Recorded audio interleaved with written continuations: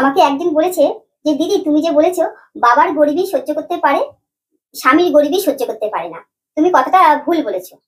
না গো ভাই, কথাটা আমি ঠিক বলেছি। হ্যাঁ, বাবার গরিবই সহ্য করতে পারে কিন্তু স্বামী গরিবই যে সহ্য করতে পারে না। তো কথাটা হচ্ছে দেখো, বাবাকে চেঞ্জ করা যাবে না কিন্তু স্বামীকে চেঞ্জ করার অপশন থাকে।